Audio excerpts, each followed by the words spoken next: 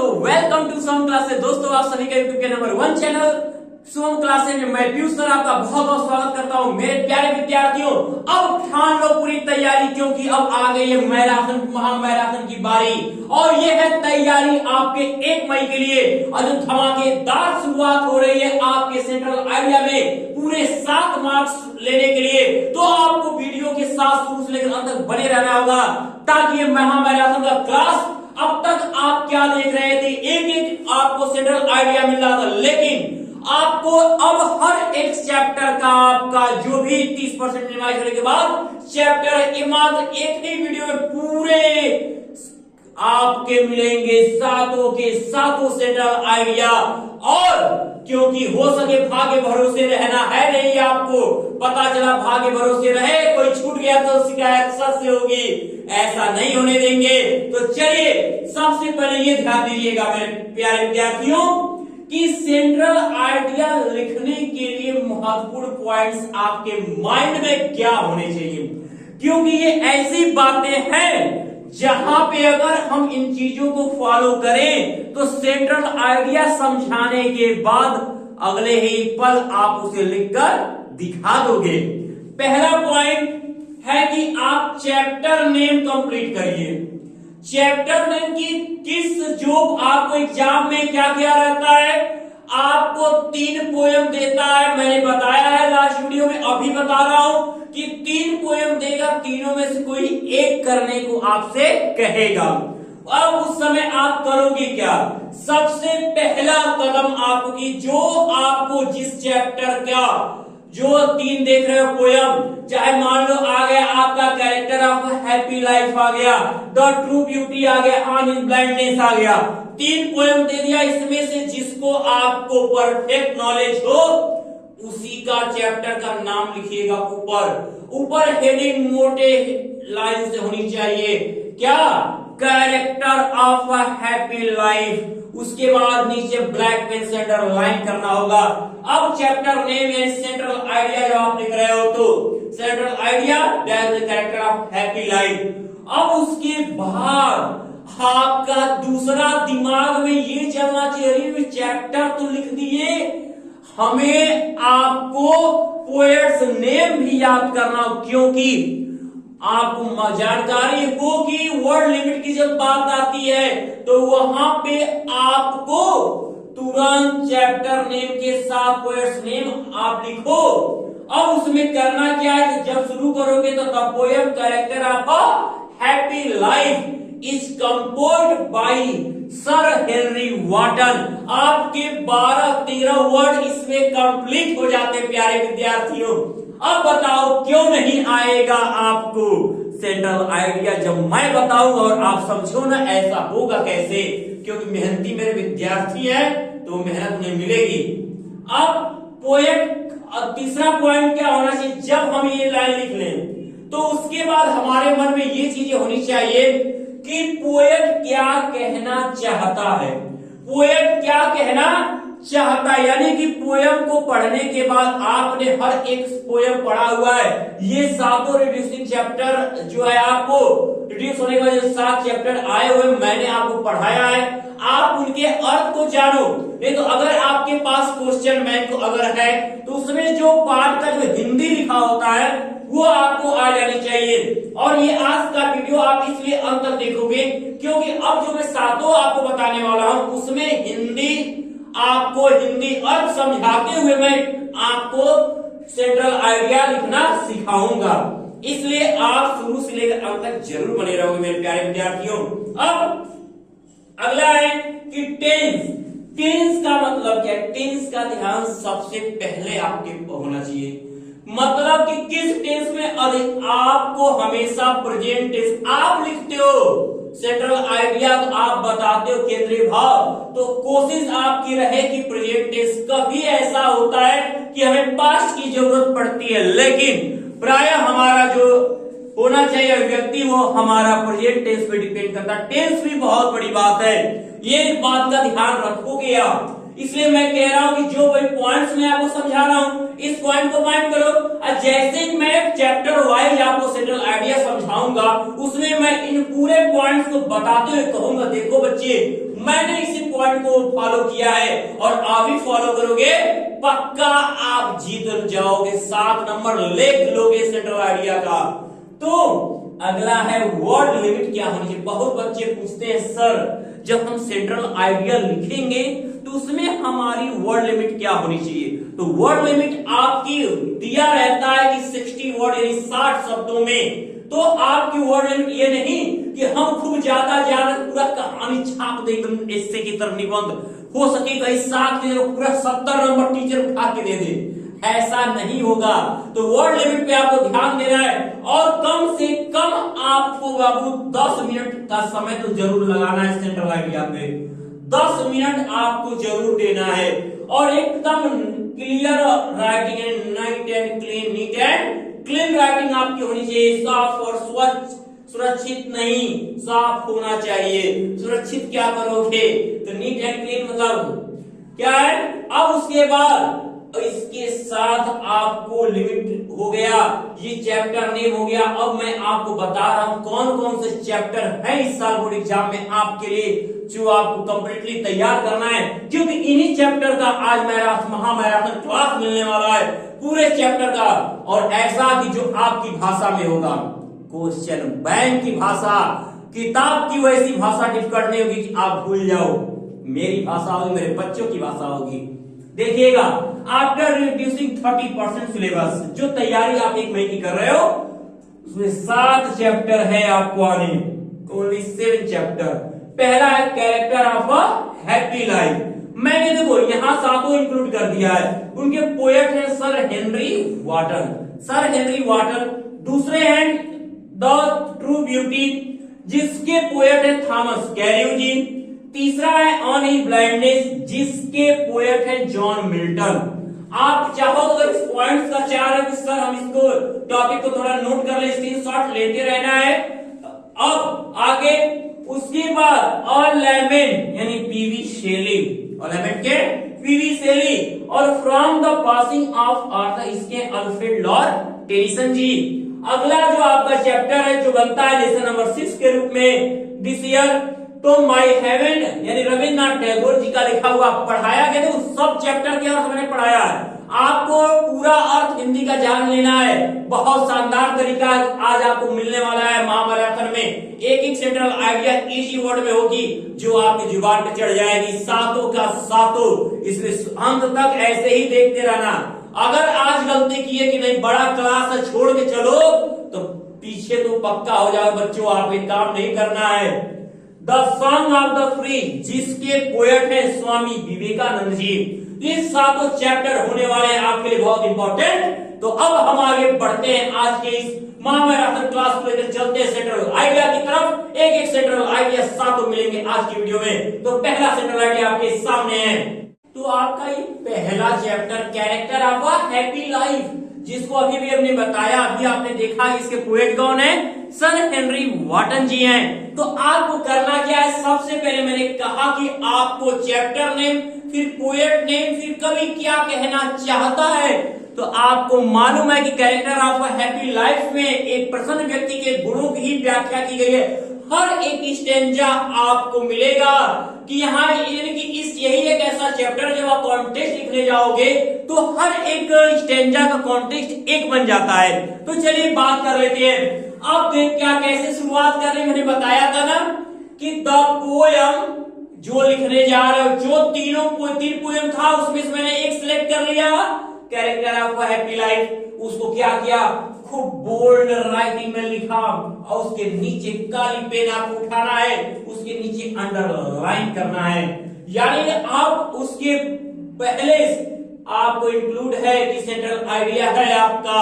अब वहां पे शुरुआत करनी है कि the poem character of a happy life, प्रत्येक वर्ड का पहला letter capital letter is composed by sir Henry वाटन।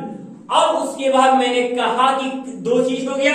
तीसरा लाइन की कवि क्या कहना चाहता है, पोयम में कवि ने क्या कहने की कोशिश की है, तो मैंने बताया कि वो प्रसन्न व्यक्ति के गुणों को बताता है। और यही जो लाइन मैं बताने जा रहा हूं, अगर इस चैप्टर से अगर आपका एक्सप्लेनेशन आता है तो उसे आप कॉन्टेक्स्ट बना लेना इस लाइन को हर एक स्टैंजा के लिए। क्या कि the poet describes the qualities of a really happy man.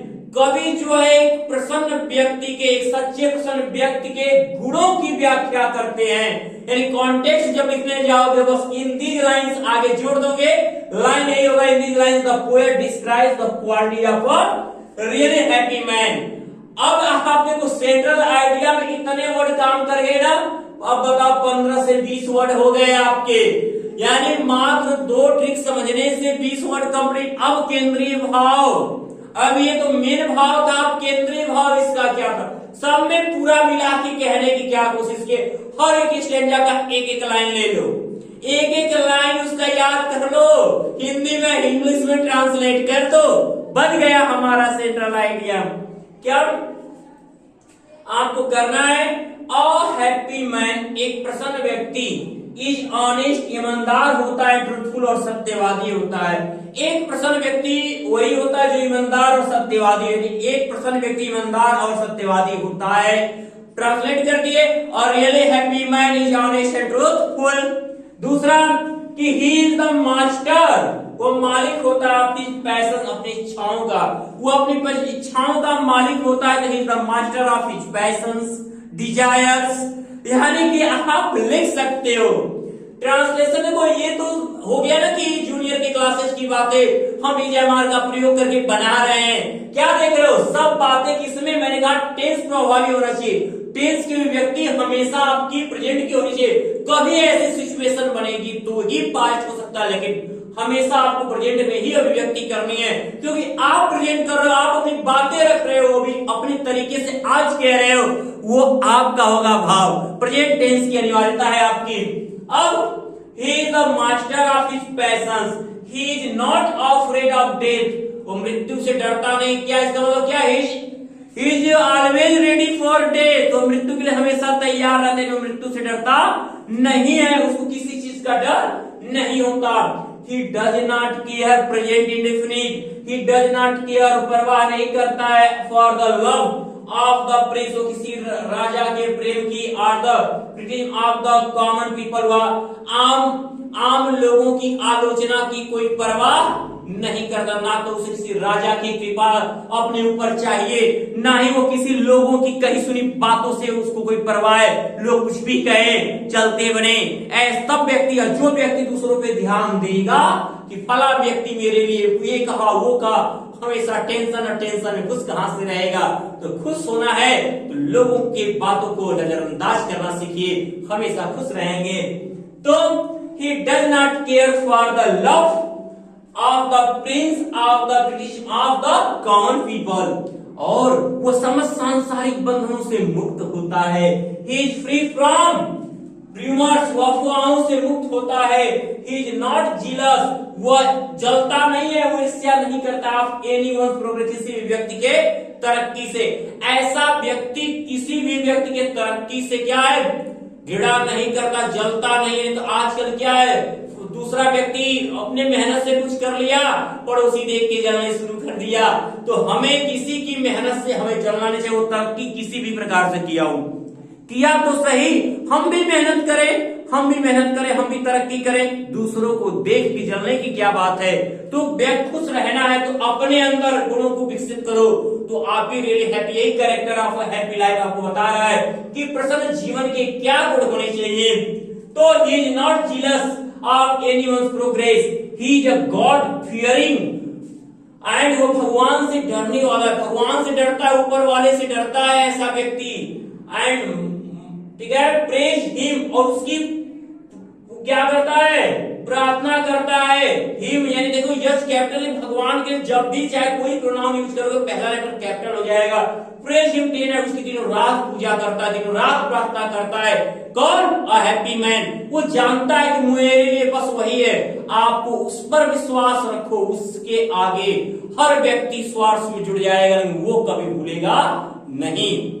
अब he does not care for rise, उसे ना तो उठने का परवाह रहता है, फॉर ना गिरन फॉल इन लाइफ, ना जीवन में गिरने का, यानी he does not care for succeeding और unsucceeding, वो कभी भी सफलता और असफलता की परवाह नहीं करता। he does not care for rise और fall in life, वो जीवन में कभी भी उठने या गिरने से डरता नहीं है, यानी हमेशा उसको वो धीरज रखता है कि हम होंगे कामयाब, एक दिन मेहनत तो जारी होगी और मेरे बच्चे भी मेहनत कर रहे हैं और होंगे कामयाब। अगर ऐसे ही अंत तक सातों देख लिए तो उनके सातों के सातों याद होंगे, जैसे ये याद हो रहा है। आज का क्लास एकदम बने रहना है आपको, ऐसा वीडियो शायद लाइफ में आपको किसी भी तरीके से न मिल पाए अगर 12th के विद्यार्थी रहे होंगे तो। देखो, ही मे बी पुअर, वो गरीब तो हो सकता है, but morally he is great, ऐसा व्यक्ति क्या होता है, महान होता है। उसके पास पैसे भले ना हो लेकिन महानता उसकी सबसे ज्यादा होगी। तो ये आपका रहा कैरेक्टर ऑफ हैप्पी लाइफ। अब हमारी बारी आती है दूसरे चैप्टर की, यानी द ट्रू ब्यूटी, जो याद है लेकिन आज भी झक्कास बता लेंगे हम। देखिए, तो हम बात कर लेते हैं द ट्रू ब्यूटी की, जिसको कंपोज किया थॉमस कैरियो ने। थॉमस कैरियो ने स्पिरिचुअल ब्यूटी और फिजिकल ब्यूटी को कंपेयर किया है। पहले तो इन्होंने बताया कि जो सारी सुंदरता की, जो व्यक्ति अपनी प्रेमिका की गुलाबी गालों, मुंगे जैसे लाल ओठों और सितारों जैसी आंखों की प्रशंसा करता है, लेकिन जैसे ही उसकी सारी सुंदरता खत्म होती है, ऐसे व्यक्ति का जो प्रेम होता है अपनी प्रेमिका के साथ, वह भी क्या होता है, खत्म हो जाता है। लेकिन उन्होंने अगले ही स्टेंजा में ये कहा कि जिस व्यक्ति ने अपने प्रेमिका के थॉट्स, विचारों से, जेंटल थॉट्स, सभ्य विचारों से और उसके दृढ़ संकल्पित भाव से या उसके हृदय से प्रेम किया, ऐसे व्यक्ति का प्रेम क्या होता है, हमेशा बना रहता है। ऐसे व्यक्ति को ईंधन तलाशने की जरूरत नहीं होती है। और जिस प्रेमिका के पास ऐसे गुण नहीं होते हैं, ऐसी प्रेमिका की मैं गुलाबी गालों और कवि ने कहा गुलाबी गालों और उसके मुंगे जैसे लाल ओठों से मैं नफरत करता हूं। तो ये है आपका द ट्रू ब्यूटी। तो चलिए देखते हैं। देखो, अर्थ अगर अर्थ समझते हो, मैंने कहा कि हिंदी अर्थ बताते हुए आपको सेंट्रल आइडिया बताना है। ध्यान दीजिएगा, तो पहले आपको अभी भी बताया कि हमेशा आपको चैप्टर नेम और उसके बाद पोएट नेम याद होना चाहिए। और जब आप लिखोगे तो आप मोटी हेडिंग में जिसको लिखने जा रहे हो उसको लिख दो कि हम इसका सेंट्रल आइडिया कर रहे हैं और अंडरलाइन कर दो। बेस्ट तरीका होगा आपका the poem the true beauty. The poem the true beauty is composed by Thomas Cairo. Is composed by Thomas Cairo. जो ये आपका पोएम है the true beauty is compose by Thomas Cairo, यानी ट्रू ब्यूटी को Thomas Cairo द्वारा रचा गया है। अब द पोएट प्रेजेज, मैंने कहा ना कि दो ही तो बात हुई है, एक स्पिरिचुअल ब्यूटी की प्रशंसा, दूसरा फिजिकल ब्यूटी से नफरत। तो the poet praises spiritual beauty. Spiritual beauty में कौन सी ब्यूटी आती है, the beauty of mind and soul. ठीक है, यानी मन और आत्मा का जो सुंदरता है उसकी प्रशंसा करते हैं। तो कवि praises spiritual beauty the beauty of mind and soul and hates, और नफरत करते हैं। और नफरत करते हैं, मैंने बोला कि टेंस का ध्यान देना। देखो, हमेशा आप जब प्रेजेंट करते हो तो वो प्रेजेंट टेंस लाओ, क्योंकि आप अपने भाव अब बता रहे हो, बीते समय की कहानी नहीं कह रहे हो। तो इसलिए हमेशा टेंस अवश्य आपको एकदम पूरी जरूरी रूप से आपका प्रेजेंट टेंस में होना चाहिए बच्चों। तो ताती है, ता है, ती है करके आए तो प्रेजेंट इंडेफिनिट का ही यूज करोगे आप। The poet praises spiritual beauty the beauty of mind and soul and hates, और नफरत करते हैं ब्यूटी विदाउट वर्च्यू। अब बिना गुण वाली प्रेम सुंदरता से क्या करते हैं, वो नफरत करते हैं, जिसके पास कोई गुण ही नहीं है। द फिजिकल ब्यूटी शारीरिक सुंदरताओं, rosy cheeks, coral lips, star like eyes, decreases खत्म हो जाती है एज द टाइम पासेज, जैसे ही समय बीतता है।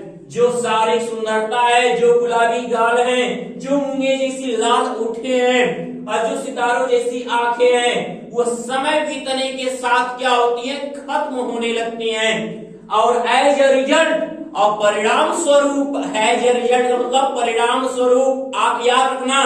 देखो जो शब्द कितना अच्छा से एकदम इजी वर्ड मैंने यूज किया, मैं क्वेश्चन बैंक का वर्ड नहीं यूज कर रहा हूं कि आपको रटने में या समझने में कठिनाई हो। सामान्य वर्ड है, जनरल वर्ड है जो आपके माइंड में और आप उसे लिख सकते हो। तो एज ए रिजल्ट, परिणाम स्वरूप, लवर्स फीलिंग, जो प्रेमी की भावनाएं हैं, फॉर हिज बिलव्ड, अपनी प्रेमिका के प्रति कूल डाउन, वो भी शांत हो जाती हैं। जैसे शारीरिक सुंदरता गई, अंदर का भाव हुआ, क्योंकि उसने तो बस उसकी सुंदरता को बहुत अच्छा है, बहुत अच्छी दिख रही है, तो उससे प्रेम किया। लेकिन जैसे उसकी सुंदरता समय हुआ, जैसे उसकी उम्र हुई, यूरिया पड़ी, तुरंत उसका प्रेम भी खत्म हो गया। अब लड़ाई झगड़े शुरू। ऑन द अदर हैंड, अगर दूसरे शब्दों में कह लें तो लव बेस्ड, अगर हम बात पूरे कवि के कहने का अर्थ है कि अगर अन्य शब्दों में कहा जाए तो love based on gentleness and purity of mind and soul is ever lasting. जो ये प्रेम है, ये हमारे सभ्य विचारों, हमारे स्वच्छ मस्तिष्क और कभी न खत्म होने वाली आत्मा पे निर्धारित होता है, निर्भर करता है। आप यानी ये प्रेम क्या है, प्रेम जो सभ्य विचारों और मन की स्वच्छता पर आधारित होता है। अगर हमारा मन, हमारे विचार अगर सभ्य, हमारी सोच अगर अच्छी है, तो वही हम सुंदर है, वही व्यक्ति सुंदर है जो अपने गुणों से सुंदर है। नहीं तो कहने को तो हम किसी को कुछ भी कह सकते हैं, क्योंकि विचारों और शब्दों का तालमेल न होना ही हर व्यक्ति को अच्छे से बुरा और बुरे से अच्छा कर सकता है। लेकिन आपको अपने भरोसा होना चाहिए कि आप कितने सच्चे हो। अब it goes on inspiring the lover with greater eagerness and power। ये क्या करती है, निरंतर प्रेमी को उसकी उत्सुकता और उसकी शक्ति को बढ़ाती ही जाती है। अब ये रहा आपका द ट्रू ब्यूटी से। अब हम जानते हैं इसका तो बहुत आप लोगों ने अलग अलग तरीके से द ट्रू ब्यूटी का याद किया होगा। मैंने भी आपको दे दिया एक छोटा सा और प्यारा सा कॉन्सेप्ट जो आप याद कर सकते हो कम समय में, बहुत कम शब्द में और बहुत इजी वर्ड में, जो आपके एग्जाम में आपको बनाएगा बेस्ट। अब अगले पोयम ऑन हिज ब्लाइंडनेस का सेंट्रल आइडिया देखते हैं। तो ये आपका तीसरा पोयम है ऑन हिज ब्लाइंडनेस। जैसा कि आप जानते हैं कि इसको लिखा जॉन मिल्टन ने। जॉन मिल्टन पहले भगवान से ये शिकायत करते हैं कि उन्होंने उनकी आंखों की रोशनी को क्यों छीना। उनके जो अंदर की काव्य प्रतिभा थी, जो वो रचना करना चाहते थे, वो उनके अंदर धरी की धरी रह गई।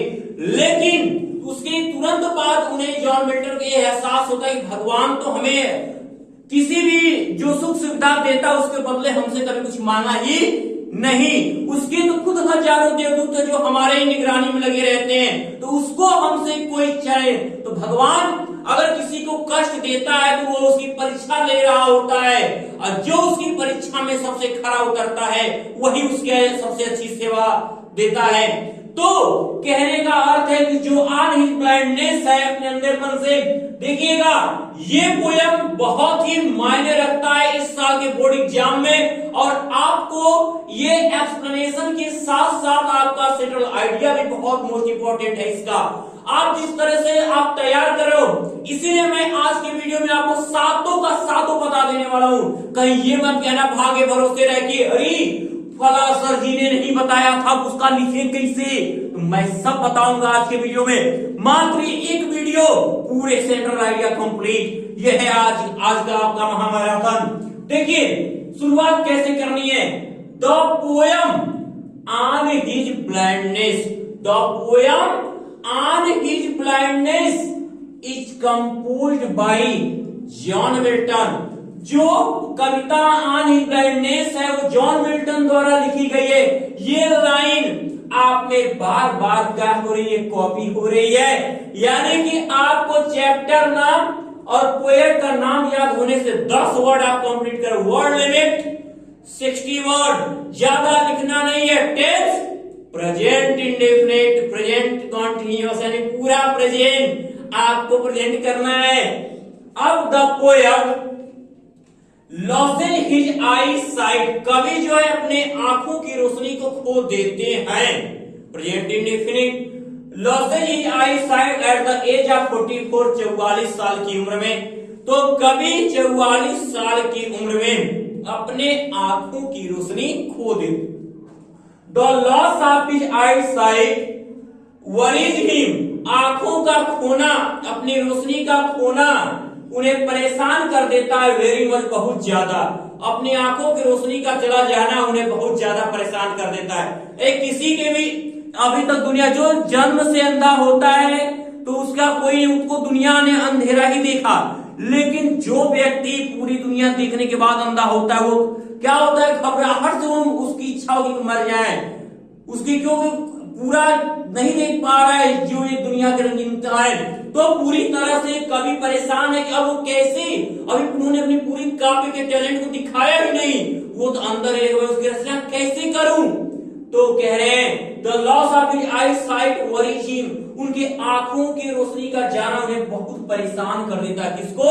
कवि को। He can not use his poetic talent, वह अपने काव्य प्रतिभा का प्रयोग नहीं कर सकते हैं in the active service of God.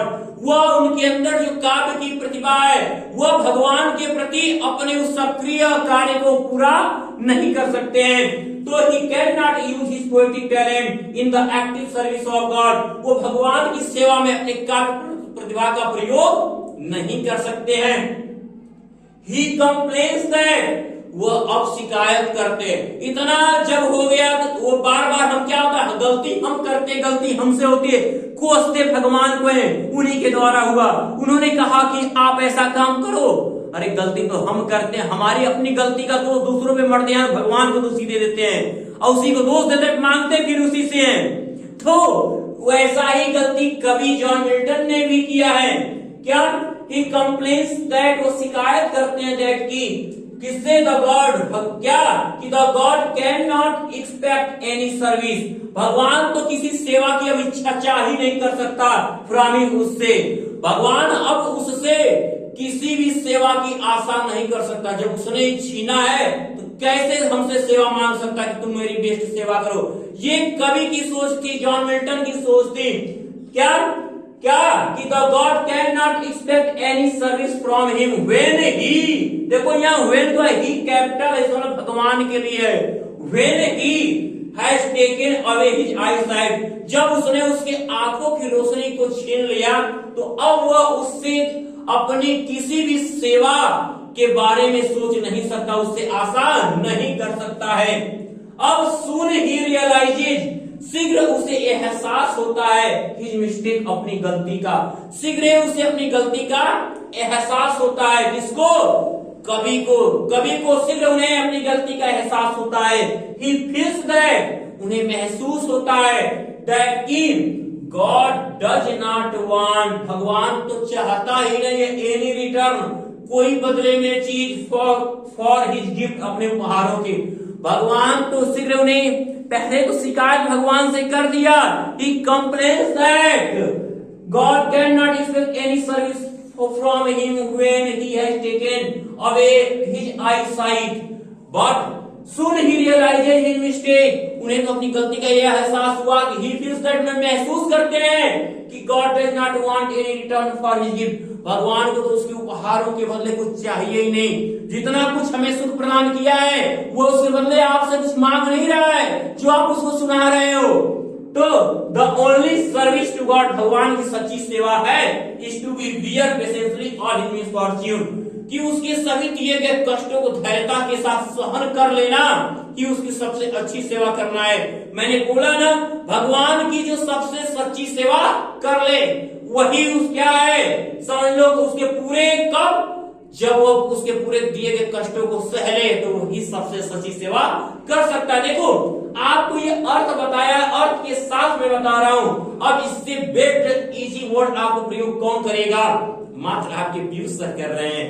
तो याद है, अगर आप चाहते हो कि इसको आप लिखना तो इसका स्क्रीनशॉट भी आप लेते रह सकते हो और बार बार जहां पर आपको न समझ में आए कमेंट बॉक्स कमेंट कीजिएगा, मैं आपको समझाऊंगा इसको इस तरीके से। मेन शुरुआत की टॉपिक को आपको ध्यान देना है। मैं बार बार चैप्टर नेम, पोएट नेम, आपके कवि क्या कहना चाहते हैं वो चीजें, टेंस और वर्ड लिमिट, इन सब बातों का ध्यान दो, साथ नंबर अपना लो। अब 10 इस प्रकार का complete submission to the will of God, इसलिए भगवान की इच्छाओं का पूर्णतः submission is the best service to him, वही उसके लिए सबसे अच्छी सेवा होगी। तो मेरे प्यारे विद्यार्थियों, अब आप देख रहे हो कि तीनों के तीनों पोयम अभी तक आपके जो चले बहुत बेस्ट और आपने इसको समझा है। बार बार स्क्रीनशॉट लेते रहिएगा क्योंकि अभी आपके 4 पोयम बाकी हैं और 4 भी पूरे सेंट्रल आइडिया में आपको समझाऊंगा। आज का आपका मैराथन क्लास आपको करेगा पास एग्जाम में। तो चलिए पढ़ते हैं अगले सेंट्रल आइडिया की तरफ। अब आपका ये और चौथा पोयम और लैमेंट, जिसको कंपोज किसने किया है, पीवी शेली ने। अब लैमेंट के बारे में आपको पता है कि क्या है, दुख व्यक्त करना, ने विलाप करना। तो यहाँ पीवी शेली ने अपने जीवन को जब ये महसूस कर लिया कि अब उन इस दुनिया में ज्यादा दिनों तक नहीं रहने वाले हैं, अब उनकी जो युवावस्था की खुशियां थी वो कभी लौटकर नहीं आएंगी। अब ऐसा महसूस होने के बाद उन्होंने अपनी पूरी बातें कहा कि संसार से शिकायत किया, अपने जीवन से शिकायत किया, समय से शिकायत किया कि जिस भी समय में, जिस भी संसार में, जिस भी जो उनका जीवन है, जो भी खुशियां थी अब उनकी कभी लौट कर वापस नहीं आएंगी, क्योंकि वो अपने जीवन के अंतिम पड़ाव पर पहुंच गए। जो खुशी थी वो क्या गई, उसने फ्लाइट पकड़ लिया, दिन रात से जो खुशी थी वो निकलकर बाहर चली गई। और जो बसंत ऋतु है, जो गर्मी का मौसम है, जो शीत ऋतु के फुहारे हैं, उनको ये खुशी देने वाली चीजें हैं वो खुशी नहीं दे रही हैं, उनके दुख को और बढ़ा रही हैं। तो ये पीवी शेली ने कहा है ऑर्नामेंट में। देखिए पहले भी मैंने बोला, अब चाहे आपका कैरेक्टर आपका हैप्पी लाइफ रहा हो, चाहे द ट्रू ब्यूटी हो, और चाहे आपका ब्लाइंडनेस या ऑर्नामेंट, हर एक पोयम इसके बाद भी जो आने वाले तीनों poem, passing from the author और माय हेवन और the song of the free, हर एक पोयम अपने आप में बहुत इंपॉर्टेंट है। और ये हर 7 पोयम है, आप पाओगे कि 7 सेट में एक एक पोयम मिलेगा। किसके सेट में कौन सा पोयम होगा ये जरूर आप ध्यान दोगे। अब शुरुआत करते हैं, इसको पीवी शेली है, चैप्टर नेम और पोएट नेम। अब the poem lament is composed by P V Shelley. The poem lament is composed by P V Shelley. और लैमेंट को पीवी शेली ने कंपोज किया है। अब the poet is a short musical expression. The poet is poem है, the poem is a short musical expression of despair and rejection of the poet. जो एक कविता है, यह क्या है, कवि का एक संगीतमय भाव है, डिस्पेयर निराशा and rejection of the poet. और कवि के क्या है, जो उनकी निराशा है, उनका ये क्या है, संगीतमय भाव है। किस निराशा के, अपने निराशा के भाव को उन्होंने संगीत रूप में प्रस्तुत किया है। और ये निराशा कवि को छोड़ नहीं रही है, क्योंकि जब भी कोई, आप जानते हो कि जो व्यक्ति डिप्रेशन का शिकार हो जाता है वो उसको कोई भी खुशियां अच्छी नहीं लग सकती हैं। तो द जॉय ऑफ वर्ल्ड, जो संसार की खुशी, लाइफ जो उनके जीवन की खुशी है, एंड टाइम, और जो उनके समय की खुशी है, had deserted the poet for ever, कवि को हमेशा के लिए क्या कर दी है, निरुत्साहित कर चुकी है। पूरे उनके जीवन से खुशियां निकल के गायब हो चुकी है। अब he has come on the last steps of his life, वह अपने जीवन के अब अंतिम पड़ाव पर आ चुके, यानी कि अब उन्हें कुछ नहीं, मतलब जीवन को ये महसूस हो चुका है कि अब वो इस दुनिया में ज्यादा दिनों तक जीने वाले नहीं है। पीवी शेली को ये बात का एहसास हो चुका था। तो देखो आप क्या देख रहे हो, कभी क्या कहना चाहते हो, भाव लिख रहे हो, किस टेंस में प्रेजेंट कर रहे हो। बार बार मैंने जो शुरुआत की टॉपिक आप समझे उसी पर देखो मैं बनाया हूं, हर एक स्टेप आपको समझ में आ रहा है। और ये मैराथन क्लास आपको पूरी तरह से एकदम प्रतिबद्ध कर देगा कि सेंट्रल आइडिया 7 नंबर आपका हक है, इस पर बनता है, कहीं गलत नहीं करके आओगे। तो he has come on the last steps of his life, he feels only grief, उन्हें केवल दुख ही दुख महसूस होता है। किसको? कवि को। अब फ्रेश सीजन्स, जो फ्रेश सीजन्स ऑफ स्प्रिंग, बसंत ऋतु, नई बसंत ऋतु, समर और गर्मी का जो मौसम होता है, एंड स्नोवी विंटर, और फुहारों भरी ठंडी, कब आई एंड लिव, और चली गई। ये सभी ऋतुएं आई, कवि ने सबका, कवि के सामने सभी ऋतुएं आई, एंड लिव, और छोड़कर चली भी गई। बट लेकिन गिव हिम नो डिलाइट, लेकिन उन्हें खुशियां नहीं दे सकी, उन्हें ये खुशियां नहीं दे सकी। ही विल नेवर फील, उन्हें कभी महसूस नहीं होगा any Joy of in this world, उन्हें इस संसार में कभी भी कोई खुशी महसूस नहीं होगी। इन दिस लाइफ, ना इस जीवन में, एंड इन दिस टाइम, और ना इस समय में कोई खुशी उन्हें महसूस नहीं होगी, चाहे संसार में हो, चाहे उनके जीवन में हो, चाहे उनके समय में हो, ये कोई खुशी कभी को महसूस कभी नहीं हो। क्यों? क्योंकि अब वो डिप्रेशन के शिकार, उसके निराशा में जब व्यक्ति को महसूस हो गया कि अब वो ज्यादा दिनों तक जिएंगे नहीं, ये है और लैमेंट, अपने दुख को बता रहे हैं हमसे। इन बातों को आपको ध्यान रखना। वर्ड लिमिट हमेशा 60 वर्ड होगा, ज्यादा नहीं कुछ लिखना है, बहुत ही ज्यादा आने के चांसेस। 7 सेट में हर एक पोयम आपको मिलेगा। किसके डिस्ट्रिक्ट में कौन होगा आप खुद सोच सकते हो। और हर साल में क्या गिनती इसकी लिखूं, क्या लिखूं, 2020, 19, 18, 17, 16, समझ जाओ इसकी भर जाएगा। हर साल इतना आया है, ये लाइन भर जाएगी। हर एक पोएम अपने आप में इतना बेमिसाल है। तो चलिए अगले पोएम की बात कर रहे थे, उसके सेंट्रल आइडिया को। तो ये आपका अगला 5वां नंबर का जो पोएम है, from the passing of the author, जिसको लिखा किसने है, कंपोज किसने किया है, अल्फ्रेड लॉर्ड टेनिसन जी ने। आपको पता होना चाहिए कि जब किंग आर्थर अपने युद्ध के बाद छोटी नाव से यात्रा कर रहे हैं, तो अपने योद्धा बेडीवर को यह एक संदेश देते हैं कि देखो मेरे चले जाने के बाद दुनिया भी खत्म नहीं है। कि उन्होंने उदाहरण दिया कि देखो क्या है, change is the law of nature, परिवर्तन प्रकृति का नियम है। यानी आज जो चीजें हो रही, कल नई चीजें होंगी वहां पे, तो तुम धैर्य रखना और मेरे आत्मा की शांति के लिए प्रार्थना जरूर करना, क्योंकि प्रार्थना से की गई सभी चीजें भगवान पूरी जरूर करता है। अपने ही लिए ही नहीं, अपने उन सभी लोगों के लिए जिसको तुम अपना मानते हो, सबके लिए आप अपने प्रार्थना के लिए हाथ आपके खड़े हो जाने चाहिए। अब वहां पर क्या है कि ये चीजें उन्होंने बताया। अब उसी को the passing of the Arthur, यानी जो योद्धा बेडीवर है उसको सलाह दे रहे हैं। कौन? King Arthur. और ये चैप्टर एक्सप्लेनेशन के लिए बहुत इंपॉर्टेंट है, उसके साथ साथ आपका सेंट्रल आइडिया। तो बच्चों किसके यहाँ कौन सा आएगा, ये मैराथन क्लास इसीलिए दी जा रही है कि 7 सेट में जो भी आ जाए, बच्चा ये न कहे कि सर हमारा तो ये तो छूटा रह गया, आपने इसको नहीं क्लियर कराया। हर एक टॉपिक क्लियर हो रही है आपकी। सबसे पहले समझिएगा, the poem from the passing of the Arthur is composed bye Alfred Lord Tennyson. यह जो पोयम आपका from the passing of the Arthur है, किसने कंपोज किया है? अल्फ्रेड लॉर्ड टेनिसन ने कंपोज किया है, यानी उसने रचा है। अब यहाँ पे कहानी क्या शुरू होती है, मैंने अभी अभी बताया। उन्होंने कहा था कि अगर कोई भी पुरानी परंपरा ज्यादा दिनों तक अगर रह गई तो लोगों को भ्रष्ट कर देगी, इसलिए पूरा प्रथाएं बदलनी चाहिए और उनका स्थान एक नई प्रथाओं को लेना होगा। ये बात कहा है किंग आर्थर ने अपने योद्धा बेडीवर से, जो उस राउंड टेबल पर है। तो king Arthur has given his valuable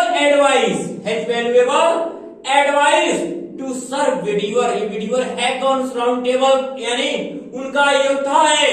इनका ये होता है सर बेडियोर को सलाह देते हैं कि the king advises him not to be sorry for the ending of the round table.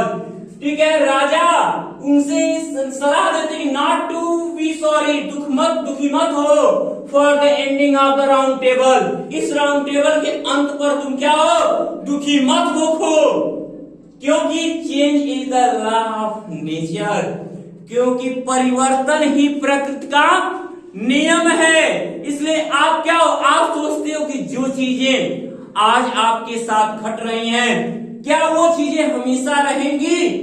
ऐसा नहीं है। आज आपके साथ जो भी चीजें आपके मेहनत पे डिपेंड करेगा। आप अगर मेहनत अच्छा करते हो तो आपकी कमी अच्छाई में बदल जाएगी।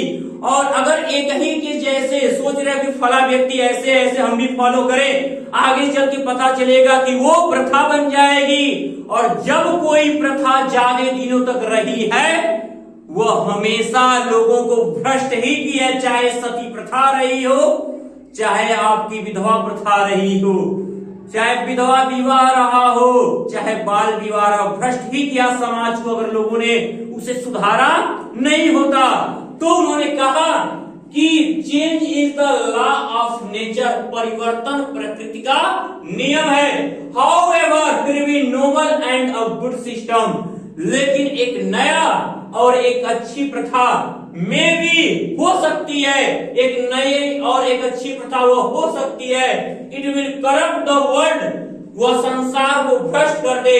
इफ इट कंटिन्यूज, यदि वो टिकी रहे फॉर अ लॉन्ग टाइम, ज्यादा दिनों तक। हो सके कहीं ऐसा न हो कि एक बहुत ही श्रेष्ठ और अच्छी प्रथा जिसको आप अच्छा मानते हो और वह संसार को भ्रष्ट कर दे यदि वो ज्यादा दिनों तक टिकी रह गई। So change is the law of nature, इसलिए परिवर्तन प्रकृति का नियम है। प्रथाएं बदलनी चाहिए, प्रथा बदलनी चाहिए। He should pray to God, उन्हें भगवान से प्रार्थना करनी चाहिए। किंग आर्थर बेडिवर से कहते हैं, बेडिवर तुम्हें भगवान से प्रार्थना करनी चाहिए for the peace of king soul, अपने राजा के आत्मा की शांति के लिए। यानी खुद अपने को कह रहे हैं कि तुम्हें मेरी आत्मा की शांति के लिए प्रार्थना भगवान से जरूर करना कि मेरे राजा को, हे भगवान मेरे राजा को, मेरे किंग आर्थर को क्या करना, उनकी आत्मा को शांति प्रदान करना। उन्होंने कहा कि he should pray to God for the peace of king soul, उसे उसके राजा के आत्मा की शांति के लिए प्रार्थना करना चाहिए। इफ यदि he does not see his Kings face again, यदि वो अपने राजा का चेहरा दोबारा नहीं देख पाता, यानी अगर वो किंग आर्थर मर जाते हैं तो उनके बेडिवर सुन लो, तुम्हें मेरे मरने के बाद भगवान से मेरे आत्मा की शांति के लिए प्रार्थना जरूर करना। क्यों ऐसी बात कहा है? उन्होंने कहा इस पोयम में क्योंकि प्रार्थना में वो बड़ी शक्ति है जिससे अधूरी चीजें भी पूरी हो जाती हैं। उन्होंने कहा कि prayer is a link, prayer is a link, प्रेम एक ऐसी कड़ी है, प्रार्थना एक ऐसी कड़ी है दैट बाइंड अस, जो हमको बांधती है, जो हमको बांध देती है बाय गोल्डन चेन्स, सुनहरे जंजीरों से, विद गॉड, भगवान के पैरों के। प्रार्थना एक ऐसी कड़ी है जो भगवान के पैरों से सुनहरे जंजीरों द्वारा बंधी हुई है। यानी अगर हम प्रार्थना करें तो वो प्रणाम होगा भगवान को और भगवान अपने बच्चे के दुख को जरूर दूर करेंगे। तो इसलिए तुम प्रार्थना जरूर करना। इसलिए हार मत मानो, निराश मत हो, जो आज हुआ उसके लिए निराश न हो, लेकिन आपको आगे तक अभी जाना है तो मेहनत को ऐसे ही पकड़े रहो जब तक 7वें पोएम का आपका सेंट्रल आइडिया शानदार तरीके से मिल न जाए। बने रहना होगा। ये मैराथन नहीं, महामैराथन क्लास है। अब इसके बाद आपका कुछ पोयम में रह ही नहीं जाएगा। जिसने सेंट्रल आइडिया, मैं ऐसा सेंट्रल आइडिया लिखा हूं इजी वर्ड में कि ये वर्ड आपको पूरे एक्सप्लेनेशन के लिए इंपॉर्टेंट हो जाएंगे। केवल सेंट्रल आइडिया को लर्न करके जाओ। पूरे 7 और 10 एक्सप्लेनेशन 17 मार्क्स आपके कंफर्म होंगे बच्चे। तो चलिए अब अगला देखते हैं। आपका जो 6ठे नंबर का पोएम बना है, यह मिनिमाइज होने के बाद 30% माई हेवन टू। तो ये आपका छठा पोयम है माई हेवन, जिसको लिखा किसने? हमारे राष्ट्रभक्त, हमारे देश के महान पुरुष रविन्द्रनाथ टैगोर जी ने। अब इस कविता में जैसे कि इच्छा हम लोग हमेशा कामना करते, कहीं ज्यादा इस महान भक्त ने अपने पोयम में ही दिखा दिया कि भारत से कितना प्रेम करते हैं। और बाकी उन्होंने क्या कहा कि हमारा भारत देश ऐसा होना चाहिए। भगवान से उन्होंने कहा कि हे भगवान, मेरे भारत देश को ऐसा बनाना जहां पर लोग भय मुक्त हो, जहां पर लोग आत्मसम्मान से सर उठा के जी सके, जहां पर लोग ज्ञान प्राप्ति करने के लिए स्वतंत्र हो, जहां पर लोगों को भाषा धर्म के आधार पर छोटे छोटे टुकड़ों में न बांटा जाए। हमारा भारत देश ऐसा होना चाहिए जहां तर्कों की नई धारा हमारे भारत देश का अंग बनना चाहिए, और लोग अपने विचारों को सुधारें और लोग पुराने विश्वासों को छोड़ अपने नए तरीके से जीने की इच्छाएं करें। हमारा भारत देश ऐसा होना चाहिए। ये बातें हमारे माननीय रविन्द्रनाथ टैगोर जी का है। ये महान देशभक्त है जो है आपको माई हेवन, मेरा स्वर्ग है, भारत मेरा स्वर्ग है, इस रूप में वर्णित किया। देखिए, मैं आपको भी बता दूं कि द पोयम लिखना, बार बार कहा लिखने का तरीका चैप्टर में, the poem my heaven is composed by Rabindranath Tagore. जो ये कविता है माई हेवन, ये रविन्द्रनाथ टैगोर द्वारा लिखा गया है। अब एक बात ये हमें पहले आप बता दूं कि क्या आप जो नोट कर रहे हो, स्क्रीनशॉट ले रहे हो, स्क्रीनशॉट लेकर, और अगर चाहते हो कि आपको पीडीएफ भी मिल जाए, मेरे प्यारे विद्यार्थियों, ये मैराथन क्लास ही आपके लिए बहुत बड़ा उपयोगी सिद्ध है। और अगर चाहते हो शुभम क्लासेस का पेड क्लास आप ज्वाइन कर लो, तो मात्र 299 रुपए आप लगाओ, और इसके सेंट्रल आइडिया के साथ साथ इंग्लिश के पूरे मटेरियल, हर सब्जेक्ट का एक मटेरियल पाओगे मात्र 299 रुपए में। आप देख रहे हो तो पहले सब्सक्राइब तो भी कर लो, सब्सक्राइब तो छोड़े क्यों हो? सब्सक्राइब कर लो अभी के अभी, क्योंकि एग्जाम से अच्छे मैराथन क्लास और एग्जाम रिलेटेड बहुत चीजें मिलने वाली हैं आपको। ये मौका आपको छोड़ना नहीं है। बोर्ड एग्जाम तक आपको सब्सक्रिप्शन रखना है और टॉप होके दिखाना है आपको, मेरे प्यारे विद्यार्थियों। तो देखिएगा, it is an inspiring poem, ये जो सेंट्रल आइडिया, देखो हर जगह कोई ऐसा वर्ड नहीं है जहां इजी शब्द का प्रयोग नहीं किया गया है। बहुत ही आसान, आप अर्थ जानो और टेंस प्रेजेंट का लो और बना जाओ।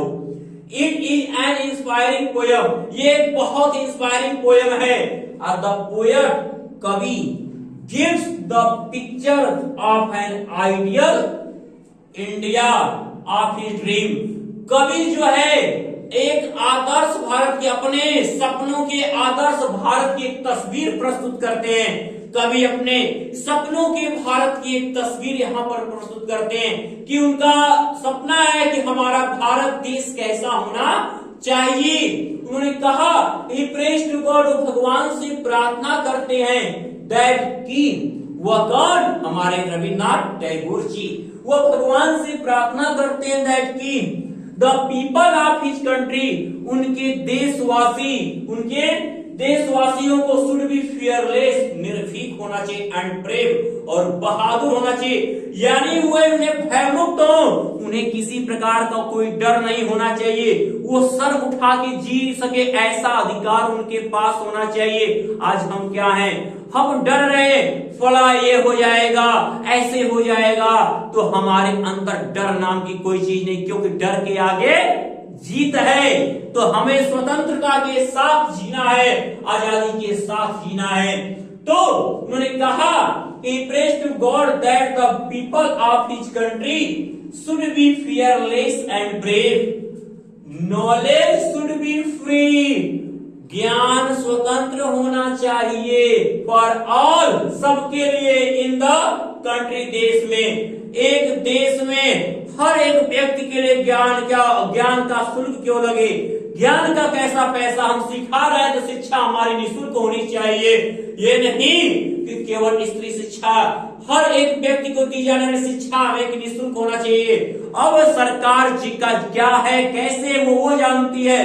लेकिन शिक्षा का पैसा नहीं। और अगर आपके पास ज्ञान है तो आप भी सोचो कि हम कितना डेवलप कर सकते हैं। लोग क्योंकि कभी कभी ऐसी भी चीजें होती है, फ्री की चीजों को लोग तुच्छ समझ लेते हैं, तो पैसा वहां भी लेना जरूरी, मत कहना सर आप भी तो ले रहे हैं, तो आपको इतने कम हम लोग क्या कर रहे हैं, इतने कम में क्या आपको कहीं ट्यूशन लोगे, कहीं पर पढ़ोगे, आपको कितना फीस देना होगा। कम चीजों में, कम पैसे में, कम खर्च में आप लोगों के लिए प्रोवाइड कर रहा है सोम क्लासेस। अब ये बात आप याद रख लो। तो there the people there should not be narrow consideration of caste, creed, language. हमारे इन देश को भाषा, जाति और धर्म के आधार पर नैरो कंसिडरेशन, छोटे छोटे टुकड़ों में बांटा नहीं जाना चाहिए। आज हम धर्म की लड़ाई लड़ रहे हैं, आज हम एक दूसरे से जातिवाद की लड़ाई लड़ रहे हैं, आज हम अपने भाषा की लड़ रहे हैं कि नहीं हम यही भाषा बोलेंगे, हम यही प्रचार होगा, हम इंग्लिश बोलेंगे, हम हिंदी ही बोले। भाषाओं का टकराव है, हमारे बीच धर्मों का टकराव है, जातिवाद चरम सीमा पे। लेकिन हम बस एक इंडियन हैं, हम एक भारतीय, हमारी यही असली जाति, हमारा यही असली धर्म है। हमें बंटवारा नहीं करना है, खुद में एकदम प्रेम भाव से बने रहना है। हमारे सपनों का भारत ऐसा होना चाहिए। ये कौन बात कर रहा है? हमारे गुरुदेव रविन्द्रनाथ टैगोर जी कह रहे हैं। तो द पीपल, लोगों को should be guided by reason, लोगों को तर्कों के माध्यम से लोगों का मार्गदर्शन होना चाहिए। तर्क दीजिए, आप उन्हें तर्क देकर समझाइए क्या चीज सही है और क्या चीज गलत है। तो तर्कों के माध्यम से लोगों को का मार्गदर्शन होना चाहिए। And not by blind belief, ना कि अंधविश्वासों के द्वारा। लोगों को अगर हम प्रेरित कर रहे हैं तो उन्हें अच्छे तर्क देकर प्रेरित करें, ना कि हम अंधविश्वास बताकर देखो ऐसा नहीं करोगे तो भगवान ऐसा कर देंगे, ऐसा कुछ नहीं। ब्लाइंड बिलीफ का प्रयोग नहीं करना है। सच्चे मन, आप अपने के कर्म से दोषी बन सकते हो तो कर्म आप मेहनत करो। अब कहोगे, आप एक दिन में पढ़ोगे नहीं, आप कहोगे भगवान जी हमको पास करा दीजिए, हम आपका रोज बैठकर पूजा करते हैं, कर्म किए नहीं, भगवान कहां से फल देगा आपको? तो मंदिर में घंटा बजा देने से रोज का रोज आपका बिना मेहनत जब उसमें शामिल नहीं होगा तब तक फल नहीं मिलेगा। भगवान आपके मेहनत करने पर ही फल देता है, साकार करता है, क्योंकि जो आलसी होगा भगवान उसकी सुनता नहीं है। तो the people should be guided by reason and not by belief, तो लोगों को तर्कों के माध्यम से मार्गदर्शन होना चाहिए, ना कि अंधविश्वासों के द्वारा। अब they should be progressive in outlook, उन्हें बाह्य रूप से प्रोग्रेसिव होना चाहिए। किसको? लोगों को, इन भारतीयों को क्या होना चाहिए? हम सभी भारतीयों को क्या होना चाहिए? बाहरी रूप से प्रोग्रेसिव होना चाहिए। और they should try to keep country united, और उन्हें देश को एकता में बांधे रखना चाहिए कि हमारा देश बिखर ना पाए, हमारे देश का टुकड़े टुकड़े ना हो पाए। अगर जो है उनको भी एक कर दो, उनको भी जुड़ने का प्रयास होना चाहिए। हमारा भारत देश ऐसा होना चाहिए, हमारे सपनों का भारत, एक आजाद भारत, तभी हमारा स्वर्ग होगा, वही हमारा स्वर्ग होगा। ऐसा देश होगा तो they should be blessed with freedom, they should be blessed with freedom, उन्हें ऐसी आजादी, ऐसी स्वतंत्र आजादी, यानी क्या है? विथ फ्रीडम, ऐसे आजादी का आशीर्वाद उन्हें देना चाहिए।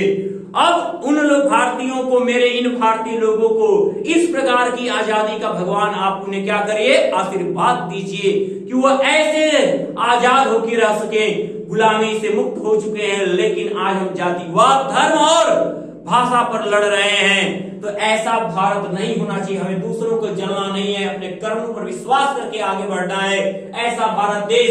तो मेरे प्यारे विद्यार्थियों, आपकी मेहनत आपको रंग लाएगी। अब जो आलस छोड़ के यहाँ से पीछे भगा होगा, अरे इतना अच्छा पोयम और इतना अच्छा सेंट्रल आइडिया और इसका एक्सप्लेनेशन के लिए कितना शानदार आएगा, लिख सकते हो मेरे प्यारे विद्यार्थियों। अब last the song of the free, जैसे अब तक थोड़ा सा और। तो ये आपका रहा सबसे लास्ट, सबसे शानदार, सबसे प्यारा central idea, the song of the free, जिसको कंपोज किया है किसने? स्वामी विवेकानंद जी ने। स्वामी विवेकानंद जी ने, स्वामी विवेकानंद जी ने। देखिए अब आपको मैं बताते चलूं मेरे प्यारे बच्चों कि स्वामी विवेकानंद ने इसमें मनुष्य किन किन चीजों से परेशान हो सकता है एक उदाहरण प्रस्तुत किया। उन्होंने कहा है कि यदि सांप को, यदि क्या है, परेशान सांप को घायल किया है, अपने फन फैला देता है, आग को कुरेदा जाए तो भड़क उठती है, शेर को अगर तंग किया जाए तो रेगिस्तानों में भी गूंज सुनाई देती है। अगर इसी प्रकार अगर आकाशीय बिजली अपना सीना चीर देती है तो बादल क्या करता है? बाढ़ लाने वाली शक्ति को पा लेता है। इसी प्रकार अगर मनुष्य को उसकी आत्मा की गहराइयों तक चोटिल कर दिया जाए तो उसी समय एक आम इंसान भी सबसे सर्वश्रेष्ठ प्रदर्शन करता है। यानी कि जैसे हनुमान की शक्ति क्या थी? सोई हुई थी। जब उनको जामवंत ने एहसास कराया तो उन्होंने समुद्र को पार कर दिया। तो मैं कह रहा हूं मेरे प्यारे विद्यार्थियों के पास वो जज्बा है, ये मैराथन क्लास देखने के बाद वो पूरी तरह से अब आश्वस्त हो चुके हैं कि ये सेंट्रल आइडिया है, इंग्लिश का पेपर सबसे शानदार करके हम आएंगे। ये है मेरे प्यारे विद्यार्थियों, उठो और मेहनत पे लगो। इसमें कहा स्वामी विवेकानंद ने, यदि आंखें कमजोर हो रही हैं तो हो जाने दो, और कान बहरे हो रहे हैं तो हो जाने दो, प्रेम में धोखे मिल रहे हैं तो मिल जाने दो, मित्रता टूट रही है तो हो जाने दो। अगर प्रकृति ने भी, सबने सब कुछ कर दिया, अगर प्रकृति भी तुमको बर्बाद करने पे आतुर हो गई है और विपरीत चढ़ा ली है तो उसको भी अपना काम कर लेने दो। यानी डरना मत, रास्ते में जितनी कठिनाइयां हो, क्या है वीर तुम बढ़े चलो। तो अब आपके डरना नहीं है, अब बढ़े चलो, अपने कदम पे रास्तों को नापो, क्योंकि मंजिल अब दूर नहीं है। तो मेरे प्यारे विद्यार्थियों, लक्ष्य को अपने ध्यान में रखकर हमें उस पर फोकस करके अब आगे बढ़ना है। एग्जाम हमारा आगे है और इसलिए आगाज आपका शानदार है, अंतम शानदार होने जा रहा है। तो एकदम देखिएगा क्या कहा, कैसे सेंट्रल आइडिया छोटा सा प्यारा सा बनाना है आपको। The song of the free, पहले लाइन में फिर डिस्कस करता हूं, चैप्टर का नेम और फिर पोएट का नेम। आपके 12 वर्ड करके वर्ड लिमिट आपको देखनी है 60 वर्ड की, 60 वर्ड यानी 60 वर्ड्स होने चाहिए। The poem the song of the free is composed by Swami Vivekananda. Swami Vivekananda, और इसको किसने कंपोज किया है? हमारे प्यारे महान देशभक्त जिन्होंने विदेश में भी परचम भारत का लहरा दिया, ऐसा शेर तो स्वामी विवेकानंद। आप जर्स क्या करते हैं? निरीक्षण करते पाते हैं दैट की there is a lot of misery in human life. मनुष्य के जीवन में अत्यधिक कष्ट है, एक दो नहीं, गिनती उसकी नहीं है कितने कष्ट हमारे इस मानव जीवन में है। वह उनकी क्या करते हैं? एनालिसिस कर रहे हैं। कौन? हमारे स्वामी विवेकानंद जी। बट लेकिन man must not feel miserable, लेकिन मनुष्य को किसी भी चीज का कष्ट नहीं होना चाहिए। मैंने कहा ना कि उन्होंने कहा कि अगर आंखें अंधी हो रही हैं तो हो जाने दो, कान बहरे हो रहे हैं तो हो जाने दो। यानी इसके हर चीजों को, सब कोई व्यक्ति आपको परेशान कर रहे हो, थोड़ा भी विचलित मत होना, कदमों को एकदम बनाए रखना। अगर थोड़ा डगमगाए तो मंजिल भटक जाओगे। आगे बढ़ना है लक्ष्य को देखते हुए, वही बात कह रहे हैं। But man must not feel miserable, लेकिन मनुष्य को क्या है? कष्ट महसूस नहीं होने चाहिए। क्यों? ये जान लेना बच्चे, अपने मन में ये बैठा लो, बिकॉज क्योंकि हिज सोल इज डिवाइन, उसकी आत्मा तो दिव्य है, उसकी आत्मा दिव्य इन नेचर, प्रकृति में उसकी आत्मा क्या है? दिव्य है। अब we have godly element in us, हमारे अंदर दैवीय गुण मौजूद है, हमारे अंदर दैवीय गुण मौजूद है। और इतना ही नहीं, we should not be afraid of the calamities, हमें किसी भी विपत्तियों से डरना नहीं, चाहे कोई तूफान आ जाए, बाढ़ आ जाए, सूखा आ जाए, कुछ भी हो जाए, प्रकृति का कोई भी इवेंट हो और हमें धराशाही करने की कोशिश करे, हमें मजबूती के साथ आगे अपने लक्ष्य की ओर बढ़ना चाहिए। ये बात स्वामी विवेकानंद कह रहे हैं। अब सोचो कि वो अपने देशभक्तियों को क्या संदेश दे रहे हैं। हर व्यक्ति अपने आप में श्रेष्ठ होता है, ये बात बताने की कोशिश कर रहे हैं। बस उनको अपने अंदर देखने की जरूरत होती है। किसी व्यक्ति द्वारा जिसने ज्यादा चोट खाई उसने ही यह सबसे अच्छा किया, सम्मान की कमाई, तो बच्चे आपको वही मेहनत आपकी आय की रंगलाई। देखो, Therefore we must go on with courage, हमें साहस के साथ आगे बढ़ना चाहिए। एक एक लाइन, यानी जो मैंने हिंदी बोला, एक एक लाइन उसमें से लेकर मैं ट्रांसलेट करता जा रहा हूं। तो therefore, इसलिए we must go on with courage, हमें साहस के साथ आगे बढ़ना चाहिए। and try, और कोशिश करनी चाहिए to achieve his aim, अपने लक्ष्य को पाने की ऑफ लाइफ, अपने जीवन के।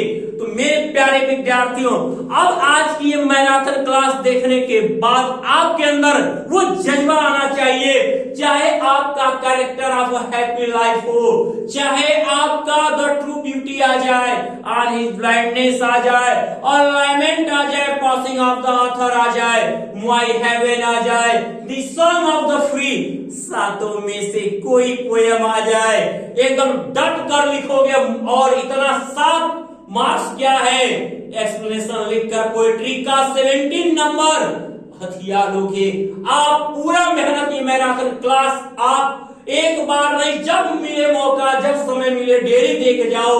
और मैं बार बार कह रहा हूं मेरे प्यारे विद्यार्थियों, आज की इतना मैराथन क्लास आपको मिली है, आपका काम है 1000 लाइक्स करना और 1000 से ज्यादा कमेंट्स कि क्या कितना अच्छा वीडियो आपको ये मिला है। जरूर हम देखिएगा, शेयर ज्यादा से ज्यादा करिएगा दोस्तों के बीच। तो मेरे प्यारे विद्यार्थियों, अगर इसके पूरे आपने स्क्रीनशॉट नहीं लिया है, बारी बारी से रुककर स्क्रीनशॉट जरूर ले लीजिएगा। और अगर इसका पीडीएफ आप पाना चाहते हो तो आप शुभम क्लासेज का मात्र 299 रुपए का पेड क्लास ज्वाइन करिए और हर एक मटेरियल आप प्राप्त करिए। और यही नहीं, जो अभी इतने विद्यार्थी इतने देर से देख रहे हैं शुभम क्लासेज के चैनल को अभी तक सब्सक्राइब करना भूले हुए हैं, तो अभी शुभम क्लासेज के चैनल को सब्सक्राइब कर लें और आने वाले एक बहुत ही शानदार और ज्यादा वीडियो का आनंद लेने के लिए बेल आइकन प्रेस करना ना भूलें। तब तक के लिए हमारे महारथियों, आज के मैराथन क्लास के बाद आप सबको गुड लक।